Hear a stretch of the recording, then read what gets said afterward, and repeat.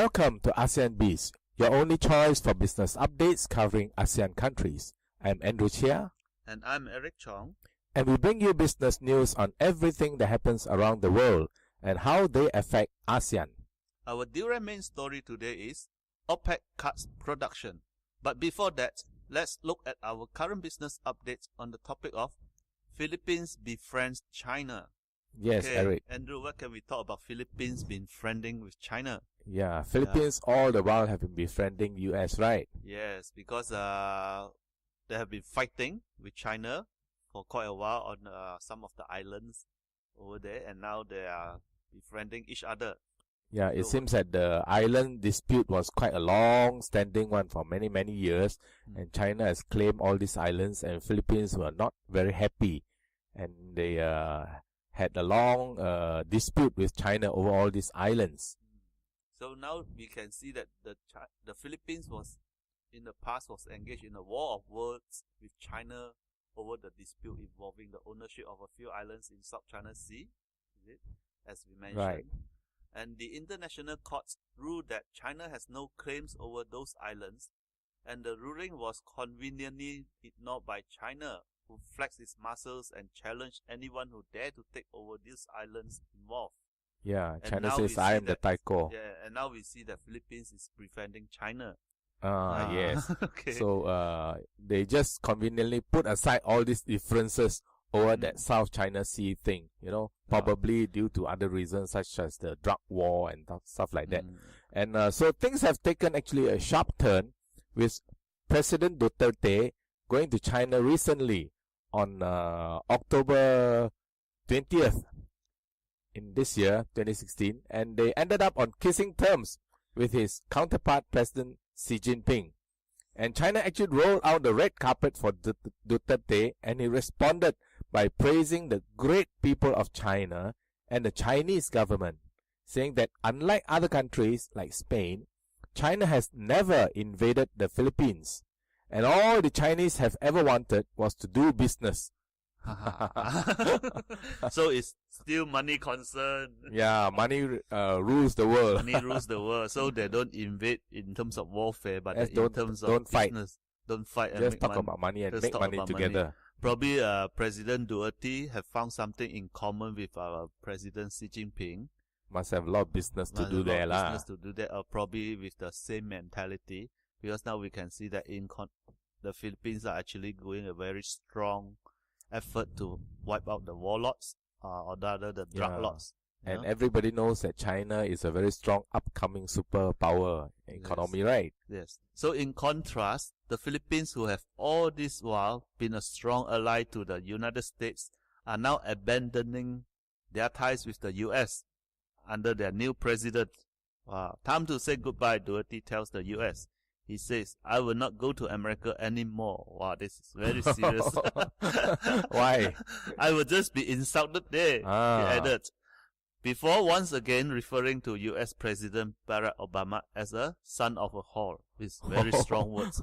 And he likes to say that. I don't know why.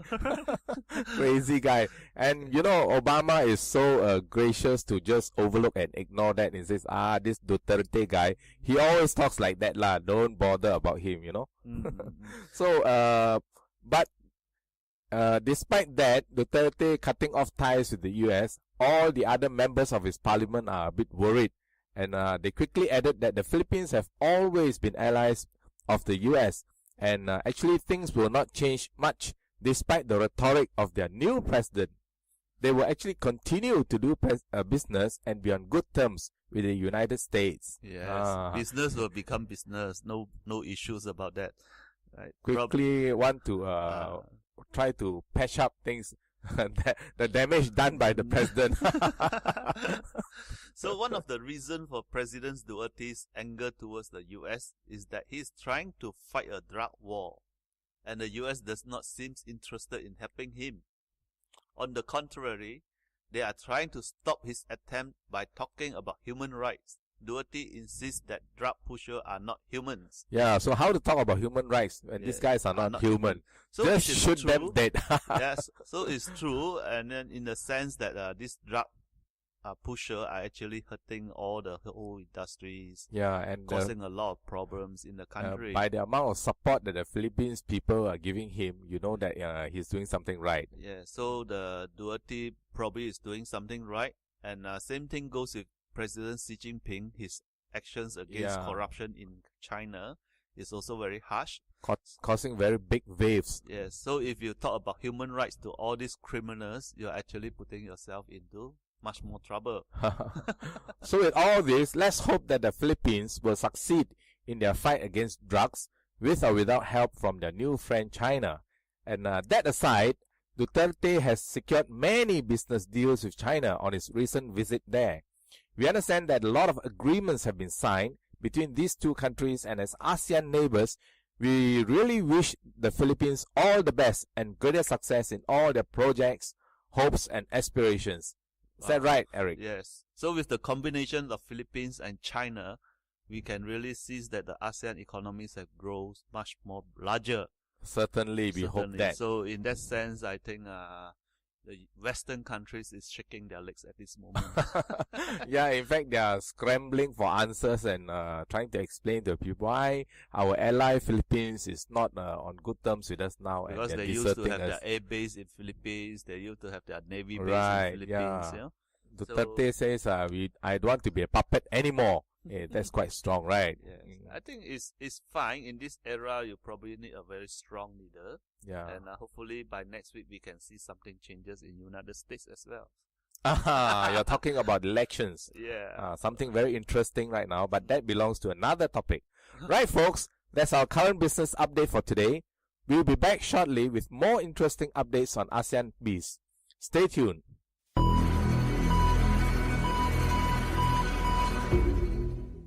Welcome back, folks. You're listening to ASEAN Biz. Before we bring on our main story for this edition, Eric is going to share with us his funny business moment.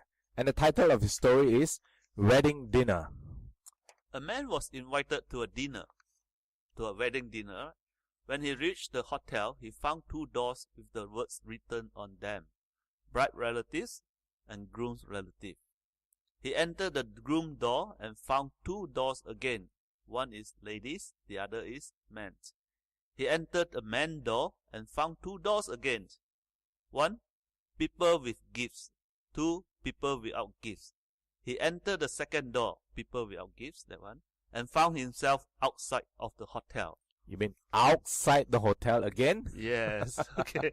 So this is a very polite way of telling the guest, please bring your gift. Thank you, Eric, for that funny business moment. Guys, you're listening to ASEAN Biz, your only choice for business updates covering ASEAN countries. I'm your host, Andrew Chia, and together with me is Eric Chong, and we bring you all the business news that involves ASEAN countries. The title of our direct main story today is OPEC Cuts Production. This article is produced courtesy of SAMFIS, the Center for Financial Intelligence Studies. SAMFIS is an international financial research organization based in London, and they do research on all practical aspects of money.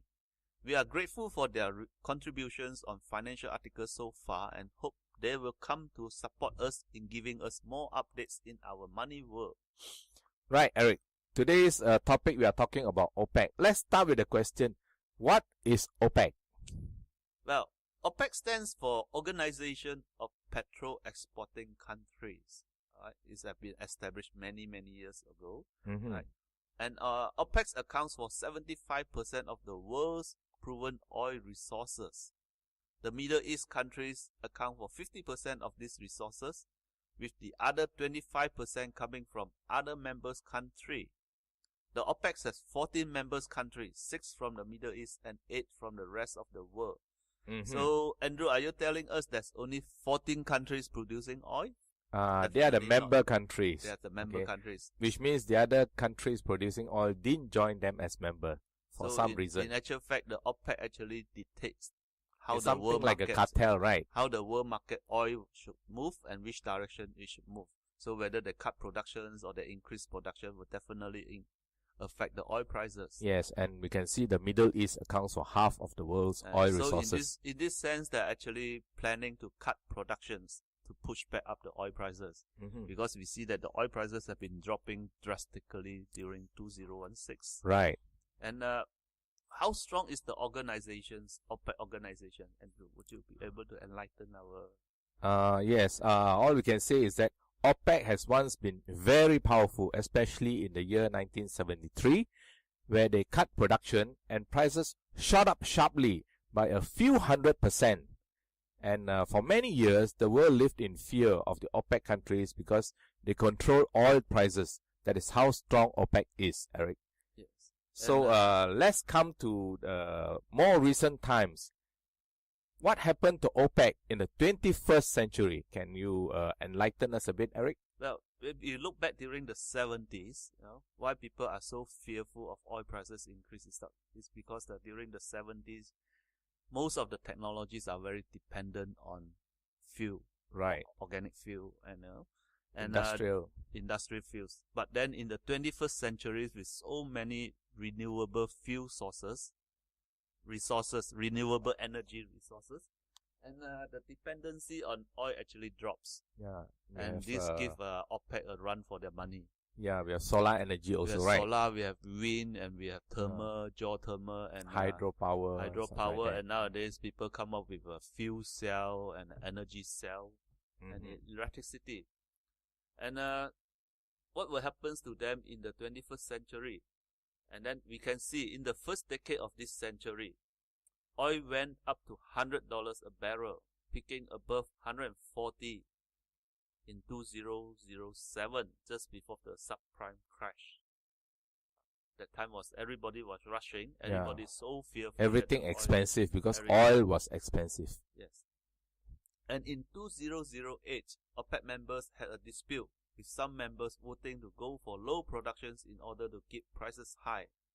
Whereas other members like Saudi Arabia were of the opinion that overly expensive oil or unreliable supply would drive industrial nations to conserve and develop alternative fuels, curtailing the worldwide demand for oil, which is very true.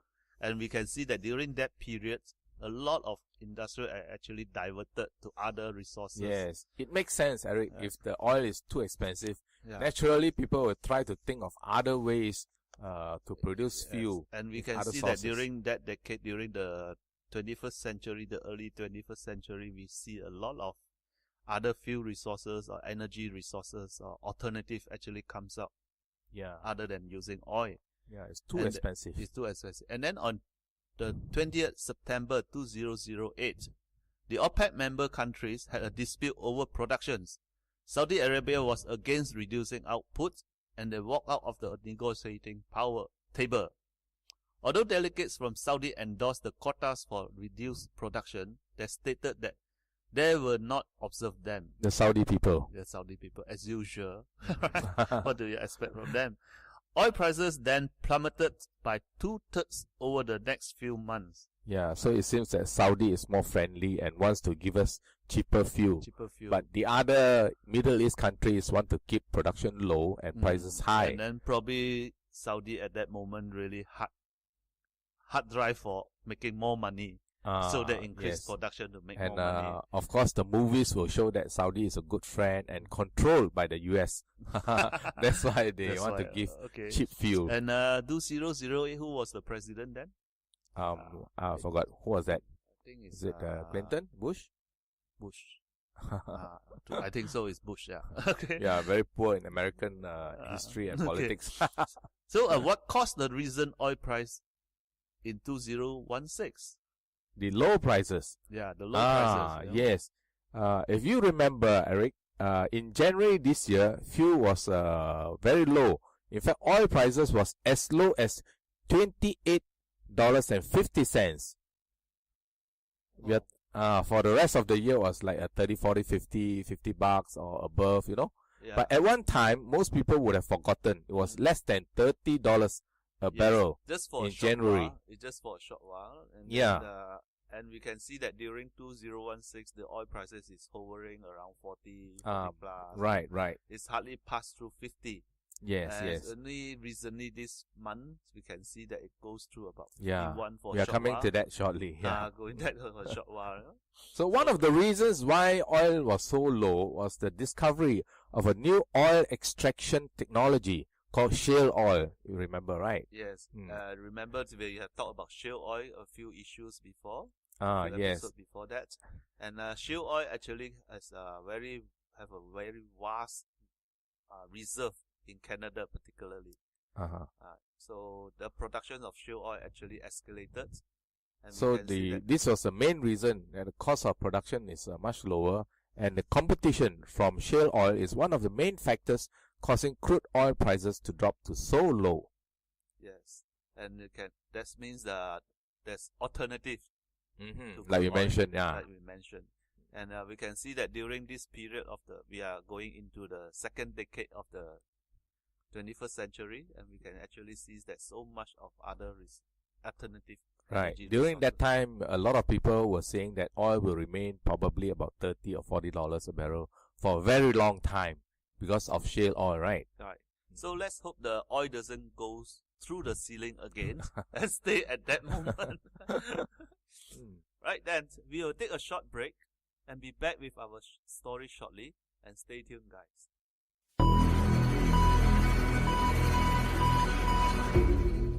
Welcome back. You are listening to ASEAN Beast, and our Durian main story today is OPEC cuts production. But before we continue with the concluding part of our story today, Eric will give us a quick health tip, and his story for today is start moving. Thanks, Andrew. So everybody's talk about start moving and exercises, but then when you are fatigued, and exercise is the last thing you feel like doing, which is very common to a lot of people. Yeah, very difficult to start moving. Yes, that's probably when you need it most. And the good news is, it doesn't have to be a difficult sweat sessions to reap all the energy boosting benefits. Studies have repeatedly shown that just a 10 to 20 minutes of low intensity exercise will reduce fatigue much more effectively than a cup of coffee, and even more effectively than a longer, more intense workout. This means that simply going for a slow walk, cycle or stretch can totally transform your mood and productivity. And the more consistent you are, the better the long-term effects. Why? Because getting your body moving not only kickstarts your metabolic system, it also enhances blood flow to help your body carry oxygen and nutrients to muscle tissues, which improve your body's ability to produce more energy. The result is a more springly you, better moods, and a more focused and productive mental state. In the longer term, increased exercise means better quality muscle tissue, higher cardio fitness, and better circulations, improved mindset, and can even help balance your hormones and help you sleep better, all of which are great ingredients for boosting overall energy. Fantastic. A lot of incentive for us to start moving. Yes, and most people, as we mentioned earlier, when they're tired, they just lie down there, do nothing. Yeah, very natural. Very natural. But when you feel that tired, you are restless, the first thing you got to do is to stand up and go for a walk. And start moving a bit. Right. Thank you, Eric. That's a great health tip. Let's continue with our Durian main story today, that is OPEC cuts production. Yeah, coming back, Eric. What is the most recent development at OPEC? We are talking about 2016, and the prices have been low all along. Yes. And so OPEC, I'm sure they want to make it higher a bit. Yeah. So what did they do? Because during the past years, with the drop of oil prices, they actually lose a lot of revenues, and most of their development have been stagnant in a while. And then the members countries agreed to their first production cut in 8 years. 8 years. Right. Since 2008. They had a meeting to discuss the matter on 29th September 2016. And at that moment, crude price at that time was only 48. Within a few days, the price went up to $52 a barrel. In fact, a lot of people expected it to go to $60 or $70 with a cut in production. Start to speculate that the prices will go up and go on we call it a long Yeah, but Long so trade. far the highest it went was only $4 above that Above. price. And 52 is practically stays there and comes back down again and again. Yeah, not very impressive, right? Yeah, so it makes a lot of people actually lose a lot of money at that moment. Mm-hmm. So, Andrew, when we look back, would you think that OPEC be able to increase crude oil prices significantly over the next few months? Good question, Eric. A lot of people are thinking, when is it going to go back to $100? Yeah, hopefully Okay. not. Depends. Like they say, good for some people, bad for some people. Right. Yeah. So for our country, Malaysia, higher crude oil prices is actually good for our country. So the prices at the end of October did not surpass $52 a barrel. Instead, it went back to $48. The time when they had the meeting and Yes. decided to cut production. And That a was lot of $48. speculators actually waiting for that golden moment to actually go into the trades. Yeah, so why? The possible reasons for this could be, number one, the world does not really believe OPEC member countries would actually cut production because they want to produce more in order to make more money. Yes. And number two, just like the earlier episode in 2008, where Saudi Arab did not cut production, people today believe that this time it would be the same, with member countries keeping production high as usual to match Saudi Arab. So Saudi Arab is still increasing their productions rather than cutting the productions. Yeah, so at the moment probably they actually cut lah. So you can see the effect. For a short while it went up to 52. Yes. So are we looking at those non-OPEC countries actually going against them? Yeah, so we don't know whether it's going to continue going up because I'm sure they are afraid of shale oil competition, right? Yes, and other alternative sources. So do you think Eric is going to go back to $100 anytime soon? Not likely, right? Not likely. I don't think so. So what is the impact if OPEC actually managed to raise prices much higher? Let's speculate. If it goes up to maybe not 100, Let's just but say 70 or 80 60 or to even 60. 60 to 70. What is going to happen to ASEAN countries? Well, firstly, ASEAN countries like Malaysia, Brunei, and Indonesia will definitely benefit from higher oil prices because these countries produce oil. In fact, these countries are very dependent on the prices of oil to boost their economy. We can see that. So good for our country, right? For our country. And So we got to pray that prices of the price of then crude we got oil to keeps pay going up. higher for petrol. And recently we have an increase in petrol prices. We wonder why. Let's hope OPEC can keep pushing oil prices higher so that our economy will not feel the strain of dropping revenues from oil. Hey Eric, that's very unfair. How about the other member countries in ASEAN who does not produce do not oil? produce oil? So it's going to be tough on them if oil prices are high. Yeah, I think it's more of a loop-sided thing. If you just look at oil prices to sustain the economy, which means that the country are actually not looking into other alternatives to sustain the economy. And the strange thing I noticed, Eric, a lot of oil-producing countries like Arab or Brunei, they have been earning so much money when oil prices was $100 or above. Somehow, when the production or rather the prices low these few years, they don't have any more money, which means they didn't actually save any money. Yeah, so a country operates the same as a individual, right? When you make a lot of money, you tend to spend on luxuries items. You tend to spend a lot. Yeah, look at money. Venezuela, Eric. Right. You know, the country is now in very big problem, and people don't have food to eat. Yes, and because why? When they have a lot of money during the oil prime that time, Oil boom. they actually spend a lot of money on luxuries items, and the people are really Yeah, they finished spending all their money. So there's And probably corruption in some countries was much higher. at that rate. So in this sense, that's why the country actually needs a different kind of leadership nowadays. Yeah. Right. Most And, countries, I would say. Yes. In fact, they need to think of, like you say, different ways of making money rather than just depending on oil. Yeah, because we see that most country that depends on the natural resources of the earth actually are quite laid back in the sense. Yeah, compared to countries like Singapore, which does not have any natural If resources. we look at Singapore, we look at Hong Kong, we look at Taiwan. Taiwan. All these countries does not have much natural resources, but they can actually sustain the economies and keep it growing. Yeah. So it's something. They're even much stronger than countries with natural resources. Yes. So it's all in the mindset and the mentality and how they manage their country and the money. Yeah, exactly. The $1 million question. Oil producing countries can become so in debt or in trouble. How about those countries that do not have oil? You know, how do they actually survive and manage so well? In the sense, they don't actually need to survive on a lot of things, because they just need lesser of things only. They don't need a lot of things.